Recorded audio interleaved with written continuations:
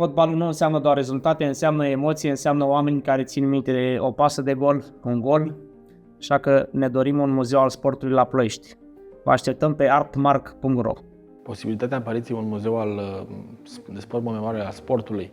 la nivel județean, la nivel de Prahova, ar fi o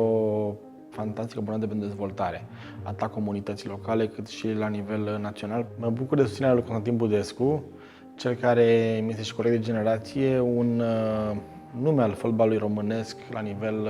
național și internațional, cu prezențe constante în echipa națională, cel numit Magicianul, unul dintre ultimii jucători de elită la nivel național, un decar adevărat, fost campion cu Astra,